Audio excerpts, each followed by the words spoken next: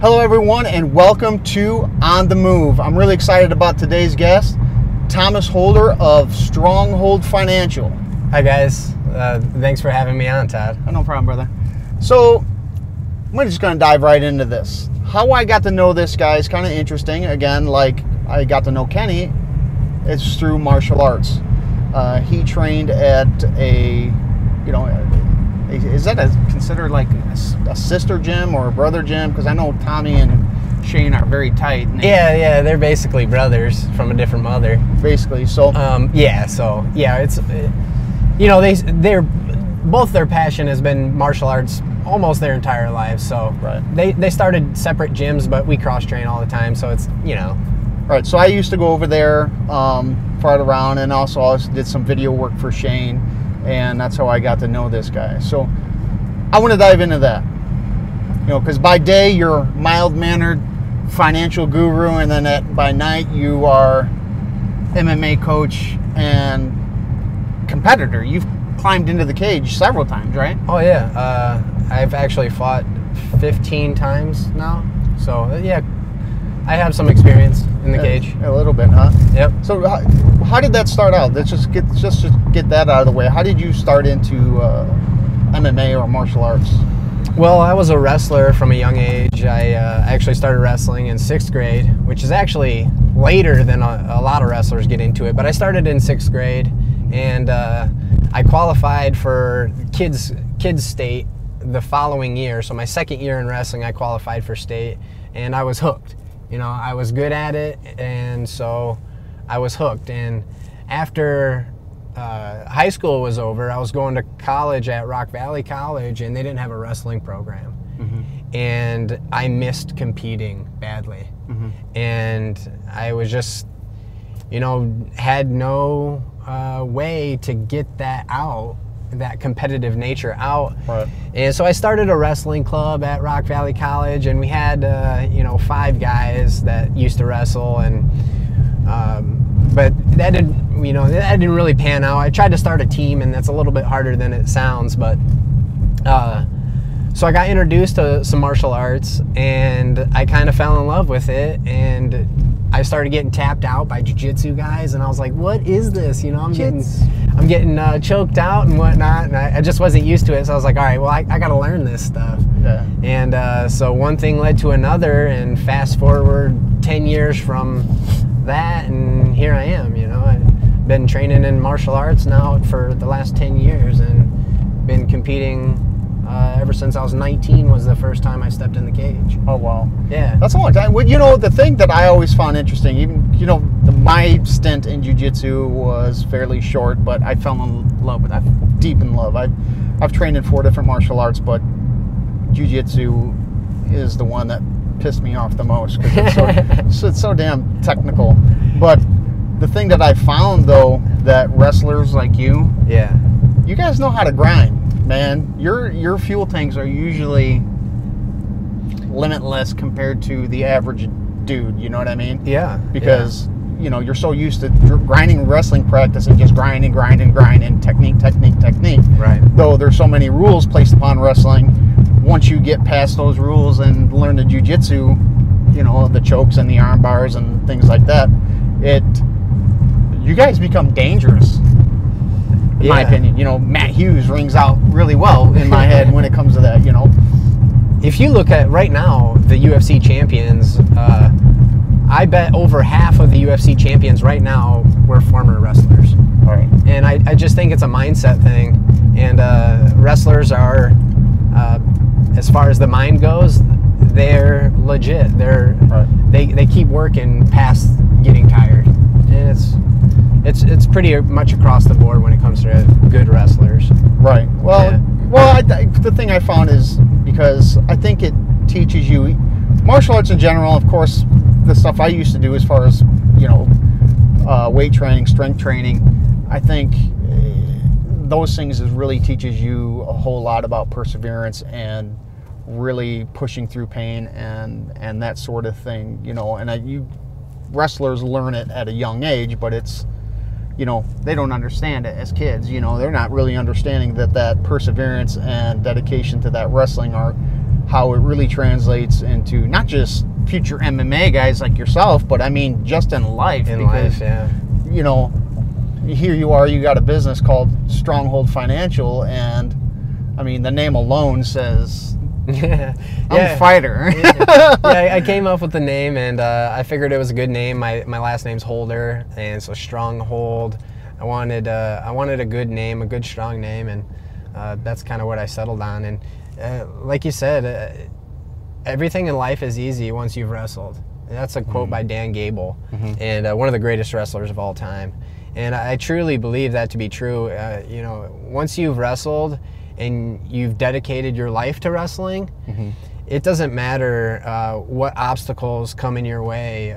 There's going to be a way around it, and you're going to find a way through it. And if not, you're going to grind until it's gone.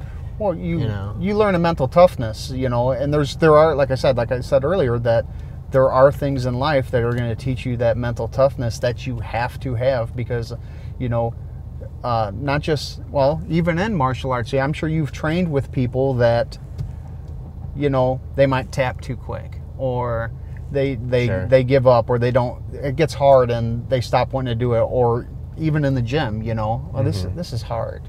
This is hard. I can't do this, you know. But you get a mental toughness, and I've seen it but it always comes back to wrestlers. As some of the toughest guys I know, like my brother, he's a wrestler all through high school, you know, no martial arts training whatsoever, but still one of the toughest, grindingest guys I know, you know. So when it comes to wrestlers, I have a lot of respect for guys. And when I hear of a name, I was a wrestler, and now you're in MMA, I don't want to go to the ground with you, you know. Yeah. So, but switching gears here a little bit, we mentioned Stronghold Financial. Why don't we? That's your business, right? You own this? Yeah, I own this business, and a lot of things.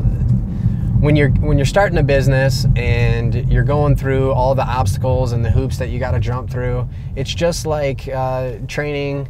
You know, you're gonna struggle. You're gonna make some mistakes, and you just got to come back stronger and learn from those mistakes. And I've made some mistakes getting this thing going, but it's starting to smooth out, and I'm reaching more people than I ever have, and I'm teaching strategies and ways to better yourself financially that is really extremely relevant in today's financial world, because in today's financial world, we're being lied to left and right, and it's a travesty. And you know, you got Wall Street, big banks, the government, all these institutions that have so much control over our lives that people just, you know, follow the herd.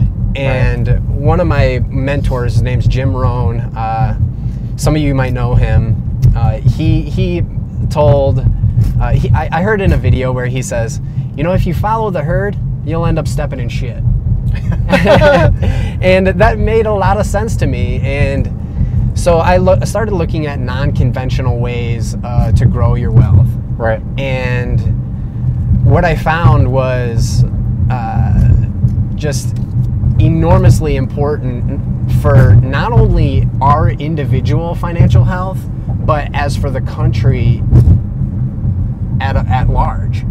And that's really cool, because not only do we get to better ourselves financially at an individual level, we get to help our country. Right. And I don't know about you, but I love our country.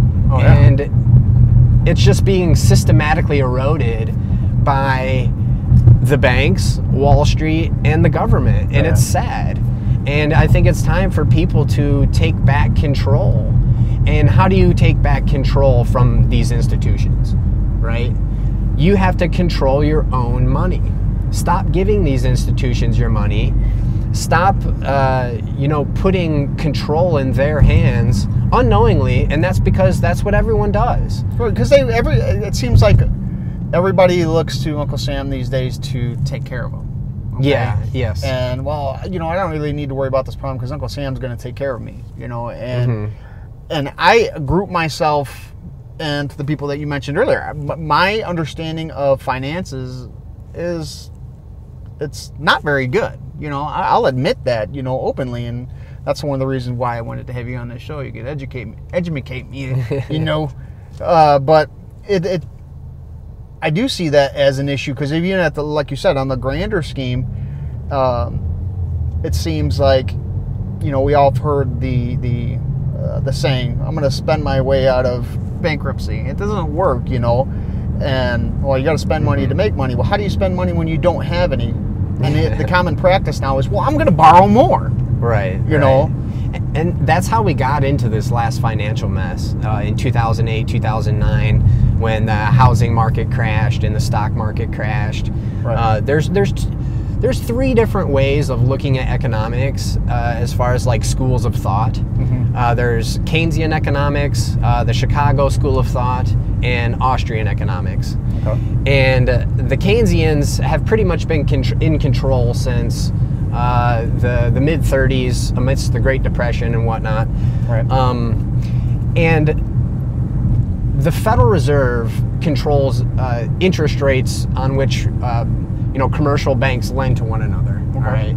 So they can manipulate that interest rate, which in turn manipulates our interest rate that we pay for loans. Right. Okay. And so when the government, let me just say, the Federal Reserve, because the Federal Reserve is not federal, they're not part of the government, they're for private profit, owned and controlled by private individuals for private profit. And is it so? Did they name it that just to give it the illusion that it's the sure, government? it's a deception. It's Absolutely. A deception that was actually passed in 1913, the same year that the income tax law was passed, which there's a big question on whether that's a law or not, but I won't get into that now.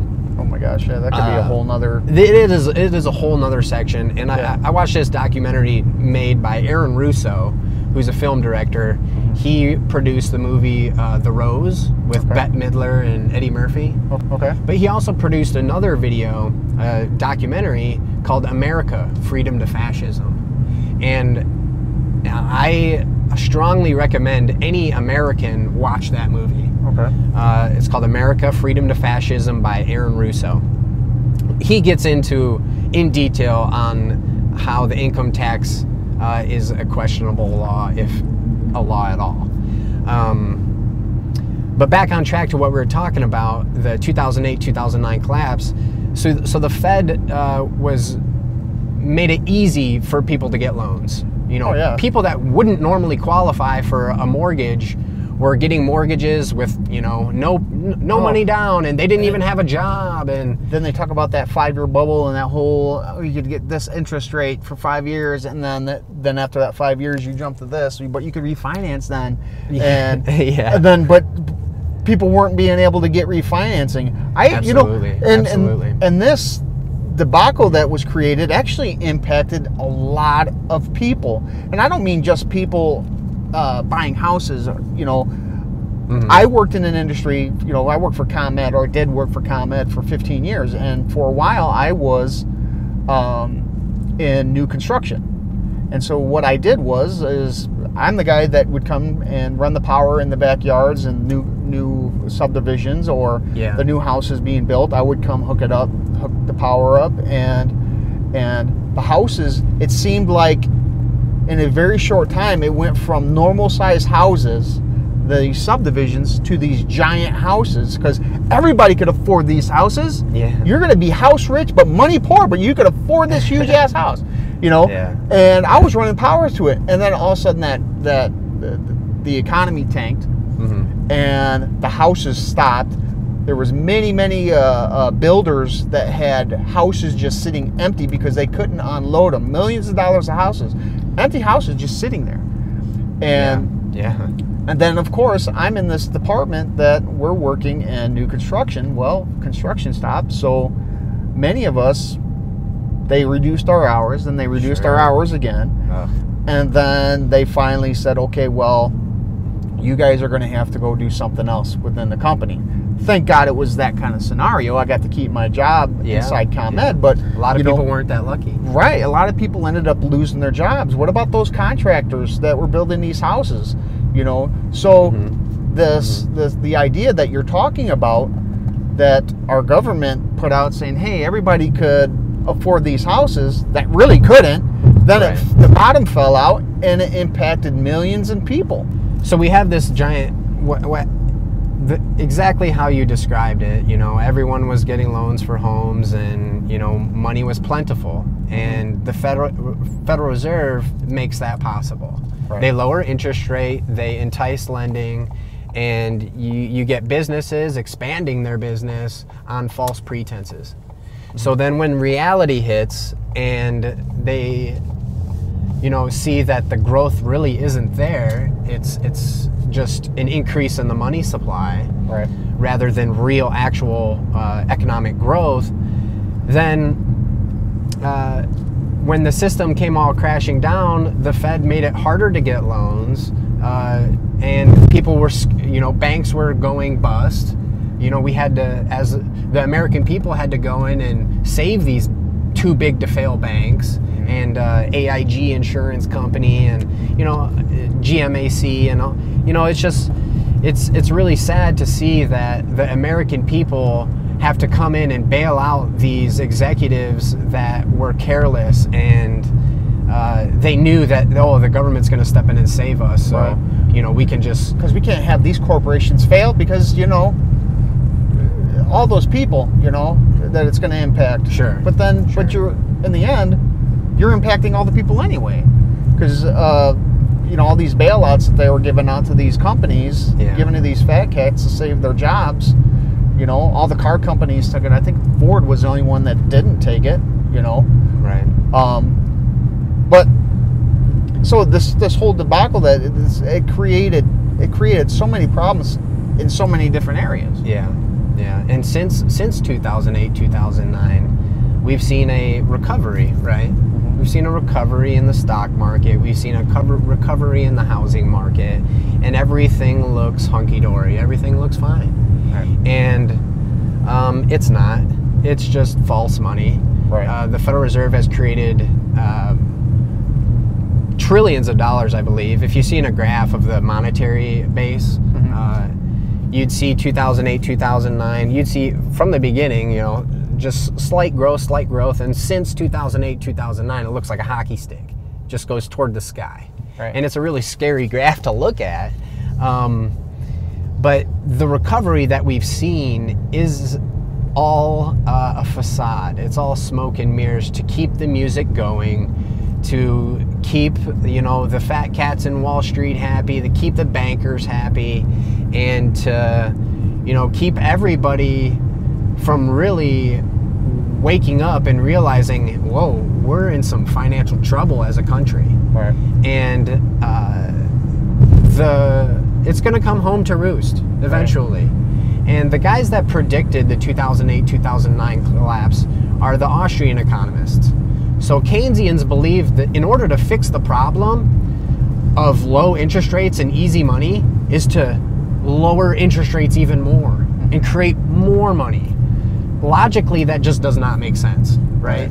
So what created the problem? Because it's going to get people to be spending more money that they don't have already. Exactly, to keep the music going. Right. But eventually, it's going to come to a halt. And the Austrians, when I say Austrian, it's just a school of economic thought that I am an Austrian economic thinker. And they all knew exactly what was going on in the economy before 2008, 2009. Right. So they seen the housing bubble happening. Ron Paul was in front of Congress saying, look, we got this housing bubble. You know, what's going to happen when this housing bubble collapses? You got Fannie and Freddie buying all these subprime mortgages and Making out like fat cats. yeah, and so what's going to happen when the bubble bursts? And it did. And guys like, you know, Peter Schiff, Robert Murphy, Carlos Lara, Nelson Nash, Ron Paul, they all knew that this was going to happen, and some of them made bets on this was going to happen. So they shorted the subprime mortgage market. They made some money, right? And well, good for them, you know. They saw an opportunity, you know. And they seized it, and they should, Right. you know. And you know, if you do the work and you study and you find out some things that most people don't know, I think that you are entitled to take advantage of that as long as your moral compass is correct. Right. You know, if you're doing it at the expense of other people, I don't condone that at all. No. But if you're doing it and you're generally helping people out, which is what I'm doing with my business, and it's really cool to see somebody start this journey with me, and then in 3, 5, 6 years down the road, they're like, you know what, Tom, I really just want to take the time out and thank you for introducing me to this and for helping me in this process, in this learning process, because now I am better off financially than I have ever been in my life. Right. And that to me is just extremely rewarding. And I just want to help more people, and I think I can do that through certain educational videos that you are going to help me produce. And we're going to make it more widely known, because I feel like I have this secret, Right. And I don't want to hold on to this secret. I want everybody to know, like, look, there is a better way. Right. And a better way not only for you as an individual, but for us as a country. Right. And that's what I want to bring to the world.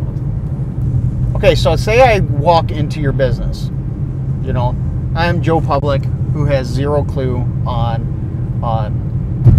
the financial things you're talking about. Yeah. Which, like we already discussed, most people don't have a clue, and I admitted I am probably one of those guys. But okay, so I come into your office. What's the first thing that you generally want to talk about with these people? So I talk about banking. Banking is the most profitable business on earth, and it is controlled by the Federal Reserve banking system. Right. And so I give a little bit of education on how our banking system currently operates within our country. And after, about 5 minutes of explaining that, then I get into, all right, do you see how these bankers are taking advantage of everybody? And it's a resounding yes. They are taking advantage of all of us. That's why they have all the biggest buildings in all the biggest cities. Side note, I think anybody that's ever bought a house, when you're going through that document and what you're actually going to end up paying for your house. Sure. Like almost 3 times as much as what you're actually paying for the house. Right. So I think people, when they buy the house, they're like, wow. Yeah. I call it the holy shit number, because that's really what it is. You're thinking, holy shit. Who made the most money in that transaction? Yeah. The bank. The bank. Was it the builders, the contractors? No. Was it, the broker, the real estate broker? Yeah. No. It was the bank. Because you think, I bought my house, I don't remember the exact number, but I know I bought my house for $92,000. So the guy who owned that house, he didn't own that house outright. Of course not. I doubt he owned 100% of that house. I'm sure a bank owned part of that house somewhere. Yeah. So I bought it from him. Let's say he makes $40,000 on that house. Then I look at the number, the holy shit number that I said earlier, and it was like $273,000, and I'm going to end up paying for this house over a course of 30 years. Right. 92 to 273. That's a problem. Yeah. And let me ask you, Todd, what interest rate did they charge you? Oh my gosh. Oh man, we're getting deep into this. It's getting deep. So I bought my house before that market crash. Okay. So interest rates were not great. Yeah. But not terrible either, right? But so I ended up at 7.1258%, which by today's standards is freaking high. Yeah. And then So then here's the problem. The market crashed. I did some work to my house and got a little bit of equity out before the market crashed. And my house appraised out after all the work I did to that house, because my house wasn't super nice when I bought it, but I put a lot of love into it and did a lot of nice things to it. Yeah. Within a few years, it appraised out at 105.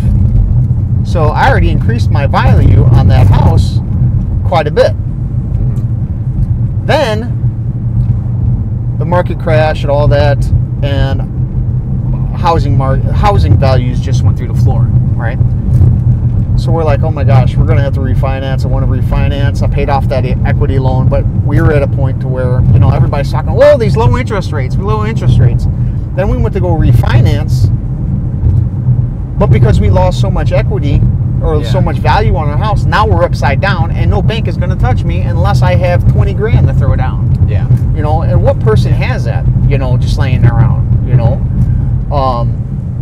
Especially now, you know, we wanted to refinance, being that, you know a little bit of my story. I'm disabled. I'm fighting for Social Security. So my income is very small because I have a pension. But we approached the bank about refinancing, and they're like, well, now your debt to income ratio is way out of whack. Mm-hmm. You're finally above just hair. So it became a debacle. So I'm stuck at 7.1258, where other people is they're 3%, 4% now, and sure. I feel like because I've tried to do it right. I actually had a bank tell me, because a few years ago when they were talking about revisions, you could get revisions on your mortgage. I called my bank and said, hey, are you guys willing to work with me? We would like to try this revision thing. And they actually said, no, you're up to date on your payments. So I'm being punished for doing the right thing. But when somebody else ain't making their bill, I told my banker, I said, listen, if you want me to not pay my house payment for 6 months, I'll be more than happy to do that. Yeah. Because through our struggles, at the time I was working, but my wife had battled cancer. I had hip surgeries and stuff like that. Medical bills, those were the primary focus of what we were trying to get rid of. So, that's why we were having such a hard time making the house payment, though we still did. Because we didn't want to say, okay, well, I'm going to claim bankruptcy because that will just wipe away all that debt. That's not how I roll. Mm-hmm. But and it's funny too, because when you say that you had a 7.12% on your mortgage, for instance, Nelson Nash, one of my mentors, he explained to me that it's not about your annual percentage rate. Mm-hmm. It's about the volume of interest that you pay over the course of the loan. All right. Right. So my first car I bought for $6,500, and my monthly payments were $125 a month. Right. And every month I would send my bank $125. And I would see a breakdown of what went towards the principal and what went towards interest. It all went towards interest, right? Just about? So, yeah, on that loan, my monthly payment, like I said, was $125. $100 went toward the principal, okay, and $25 went toward the interest.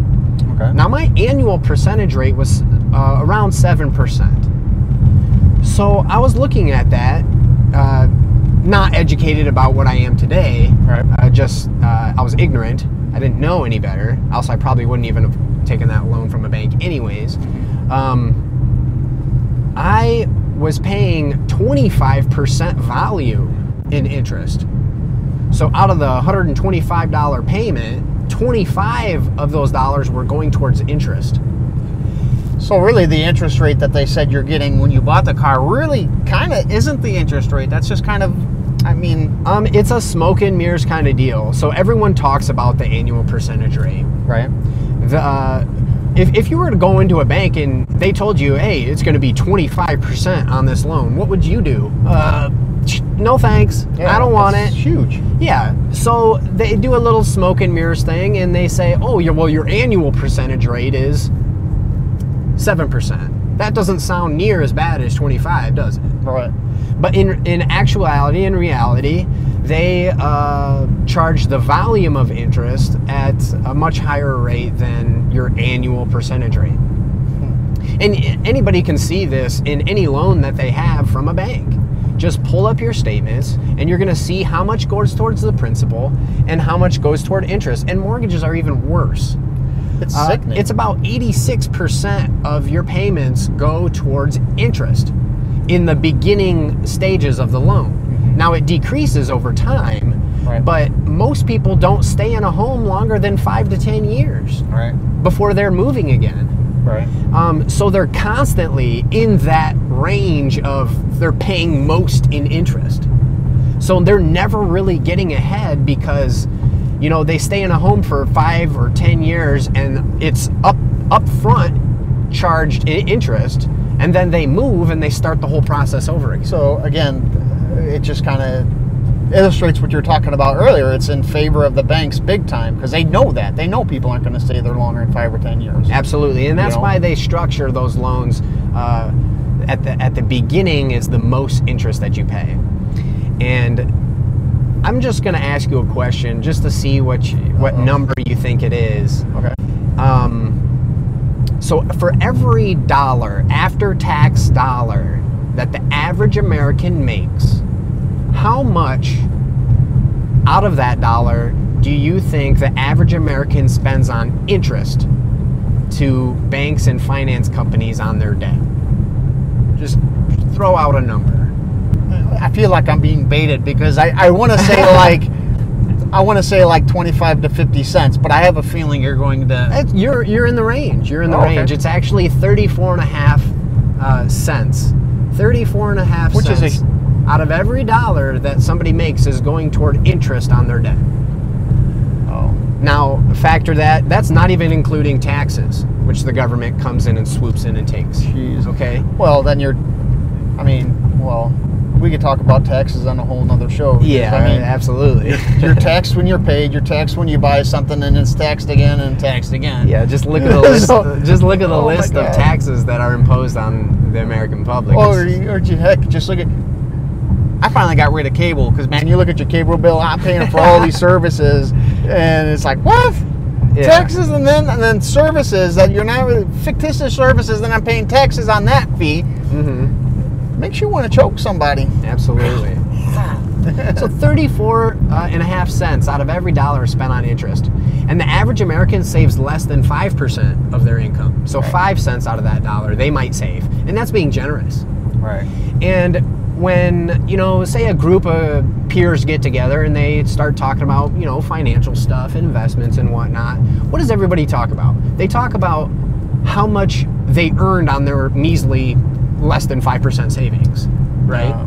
Most everyone says, oh, well, my mutual fund did 12% this year, so I made this much money on the measly less than 5% that they saved, completely neglecting the 34.5 cents that they're paying on their debt. Now, if you're able not to interrupt you, but do you think it's actually, well, I think it's designed to be confusing. Yes. Because let's just be honest, the banks don't want the people knowing actually what they're doing. No. Neither does Wall Street. Right. Everyone puts their money in a 401k. How many times have you heard somebody say, a financial guru, max out your 401k? Right. Everyone says that. Right. And that's what everyone does. I know I did. If you follow the herd, you know what happens. Mm-hmm. You step in some shit, right? Right. So, so everyone talks about what they can earn on their measly savings, and in a 401k you can't even access it until you're 59 and a half, and without huge penalties. Without huge penalties, and you're not taxed on that money today, but you will be in the future. Yeah. Where do you think taxes are going to go? Hella tax too. And where do you think taxes are going to go in the future?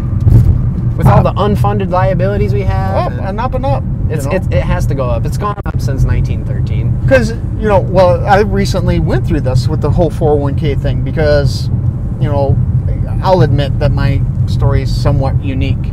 And what I mean by that is, through my injury that I have, I was medically retired.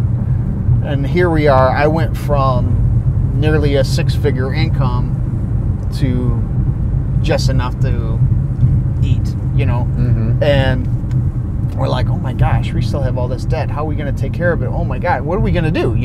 Sure. Because we weren't far off. Yeah, we had some money in the savings, but we weren't far off of that paycheck to paycheck that most Americans are in, Mm-hmm. And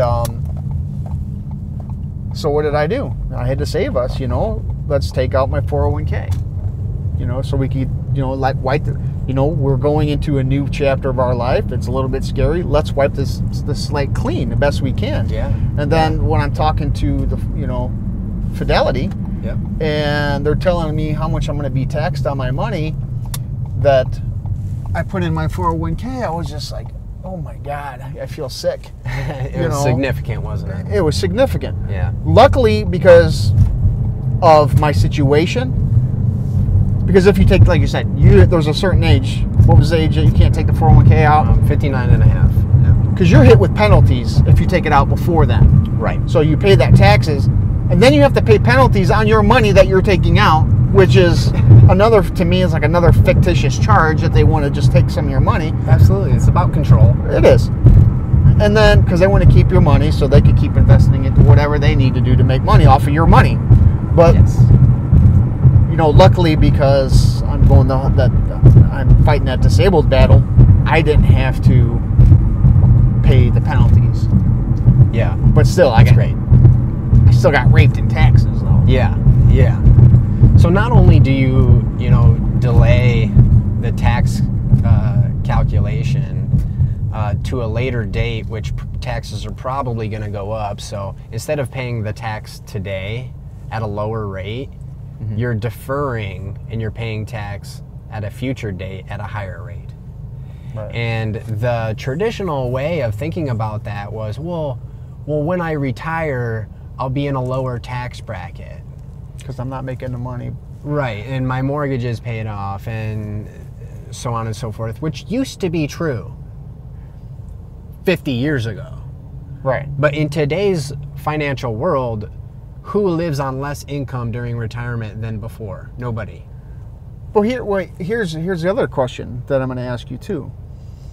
But when you still take that 401k out at the age you're supposed to, that still counts as your part of your income for that year. Yeah, it's your earned income. So your earned income, so your actually job that you work, say you retire in June. Let's say I retire tomorrow. So up until January 1 to now, let's say fictitiously I made $45,000. And then I take my 401k out, and let's say that's at $160,000. Now my earned income for that year is over $200,000, and I'm going to be taxed accordingly to that. Yes.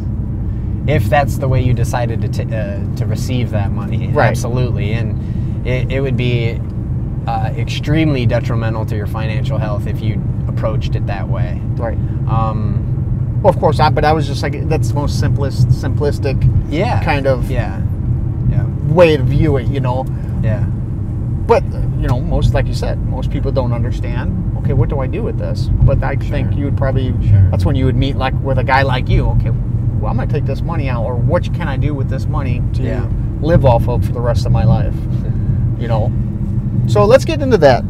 Your client comes in, you educate them a little bit on that.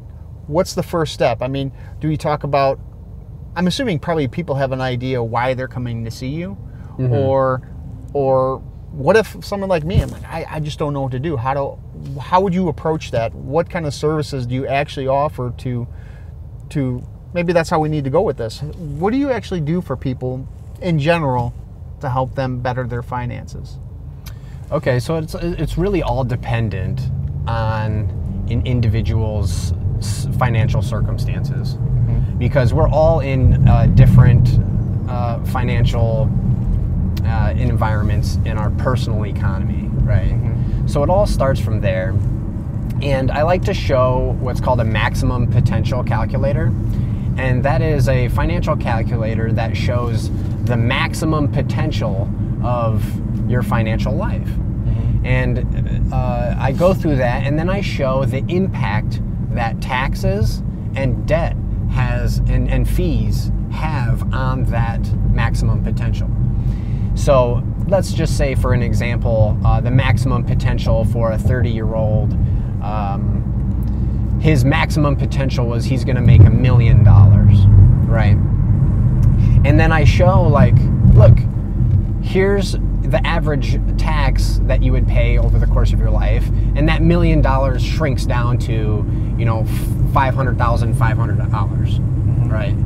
And now let's show fees on your investments. and how that would shrink it down. And then so I go through a certain checklist of these things that are detrimental to one's maximum potential.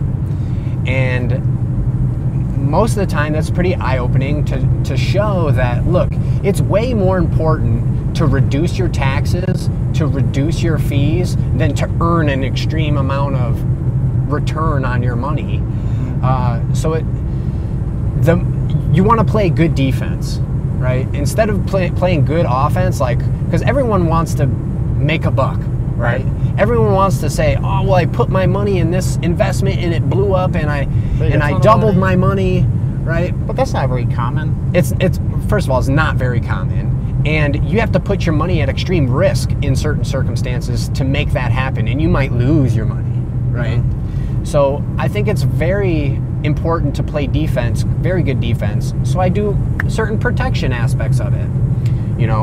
Life insurance, disability insurance, to make sure that what happens in your life happens regardless of what happens, right? Because you know as well as any, life happens. I know it. Yeah, things happen, and they could severely detriment your financial health. And it's usually it hits you really hard from a blind side. Sure. If you would have told me 5 years ago, your wife is going to battle cancer and you're going to get disabled, I would have been like, yeah, okay, shut up. Yeah. You're not going to be able to use your leg very good anymore. Sure. I'm at the top of my game. Look at these guns. I'm fine. No, and then you get hit from a blind side and you're left there and you're like, excuse my language, you're like, holy shit, what do I do? Right. Trust me, I am very familiar with that feeling. I still battle that feeling every single day. Yeah. Because it's like, okay, I know what I would do in the past. I would just go find a job if I lost a job, right? Or I would find a way to make money, which I'm kind of doing still, but I'll never be an 8-hour-a-day job. Yeah. So it's like, you get that feeling, okay, well, what am I going to do now? So those you're preaching to the choir, brother. I know exactly what you're talking about, and it's scary as hell. Yeah.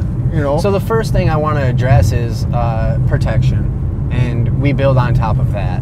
So I want to make sure that in case something does happen to one of my clients, that they're going to be okay financially.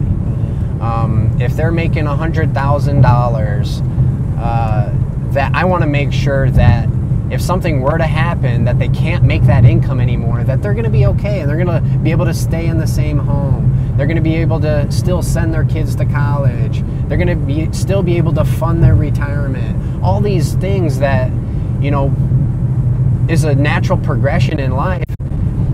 If you're not covered for those things and it does happen, it is going to be a struggle. So, is it fair to say you kind of help create a roadmap for the blindsided hit? Yeah. But if that doesn't happen, you're still, at the end of the day, going to be farther than what you were if you did not do that planning. Absolutely. So, typical disability insurance is only about 1% of your income. Mm-hmm. And to protect your most valuable asset, which is your income, to protect that is cost about 1% of your total income is extremely worth it. I don't know what the statistics are on the average person becoming disabled or getting sick or, certain things happening in life. But I know that it's worth the measly 1% of your income to make sure that you're going to have that income no matter what, if anything were to happen. It's like, I'm kind of glad I'm talking to you about this because, one of the issues that, going through my surgeries and all that, I was on the road to where my employer was saying, we're probably not going to be able to accommodate you to find you another position because your body's too jacked up, right? So we were like, oh my gosh, what are we going to do? You know, Sure. I had no disability insurance. I had, I'm like, oh my gosh, how am I going to pay for stuff, you know?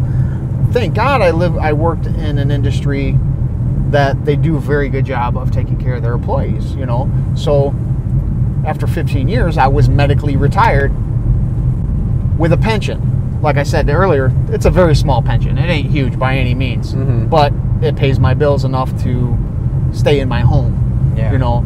And then, you know, doing that whole Social Security battle, that's a debacle. That's a whole nother show, I'm sure. But had I had extra insurance, or why didn't I know you earlier, Tom? I'm gonna blame you on this. But being fortunate, a lot of people will say when you get a job where I work, you basically hit the lottery, you know. But that's not most Americans. Most Americans who work, they punch a time card at some factory, you know, something happens outside of work, God forbid, Sure. you know, and it takes them, you know, I can't do my job no more. Yeah. What am I going to do? Yeah. They don't medically retire. They're just like, sorry, dude, you can't perform your job. We're going to have to let you go. Yeah. You know, and there you are left waiting for Uncle Sam, hopefully, to get Social Security, and you're like, damn, what am I going to do? Exactly. So I want to prevent that happening to any of my clients. So that's the first thing I do, is make sure that the protection is there. The second thing I do is, all right, let's build some assets, right? Okay. So we got the protection in place. Let's build some assets that go up every single year, guaranteed, that are not dependent on the stock market. Okay. We're not putting our money with Wall Street for them to play with. And hopefully they don't drop the ball somewhere. Oh, yeah, let's... So I have a deep mistrust in Wall Street. I have a deep mistrust in central banking. I have a deep mistrust in our government currently. So I want to basically minimize those institutions in my clients and my life. And by doing that, I'm leaps and bounds ahead of somebody who puts all their money in a 401k and goes through these ups and downs. So you know what's interesting? You know what's interesting, Todd? Is mutual funds and 401ks, certain investments in the market are sold and marketed at an average rate of return. When I think about that now, knowing what I do know, is why do I even care what the average rate of return is? You may say, well, what do you mean? Todd, what if say I'm a sleazy sales guy, right? I'm a sleazy financial guy, Right. and I'm like, hey Todd, I want to sell you this mutual fund, and you earn a 25% average rate of return over the last 4 years. How does that sound? How does that sound? 25% average rate of return. It's better than 3%. Yeah, You know, it's yeah, not too sounds bad. pretty good. Right? Sounds good. Sounds good. Now, let's, for an example, you had $10,000 to invest in my mutual fund 25%. at 25%, okay, average rate of return. So let's say in the first year, that 10,000 went up 100%, Okay. right? So now that 10,000 is now 20,000. So now you got $20,000 in the mutual fund. Yeah, in year two, let's say the market tanks and the mutual fund that you're invested in loses half of its value. So you lose 50% of 20,000. So you're back at 10,000. So you're back at 10,000, Right. okay? So in year three, we have a really good year, Okay. and your account goes up 100%. So you double your money You're again. back at 20. You're back at 20,000. All right. So in year four, the market tanks again, and this mutual fund loses half of its value. Where are you at? You're at 10,000. Back where you started. So if you take the up 100, down 50, up 100, down 50, you take those numbers, The average amount, and it's and that you average that out of 4 years, and you come out to be a positive 25% average rate of return. though you've increased very little, if any. Actually, you probably lost money because of fees. Oh yeah, I didn't Right? think about that. Mutual funds come with exorbitant amount of fees. So the fact that this mutual fund did 25% average rate of return, but your starting balance was 10,000 and your ending balance was 10,000 minus fees and charges, you lost money, even though you technically did earn a 25% average rate of return. Wow. So the Wall Street, the financial guys out there that are selling based on average rates of return is a malicious. I honestly think a lot of it is ignorance. There's been some studies done that your typical mutual fund manager, they had monkeys pick stocks and bonds to put into a mutual fund. Oh God. Yeah, and so I mean, it's really funny, and it's really awkward to think that these mutual fund managers get paid, a handsome sum of money, and they can't beat some monkeys, right? Wow. They can't beat a dartboard. If you took a dart and whipped it at a dartboard filled with stocks and bonds and whatnot, that it's a crapshoot. Well,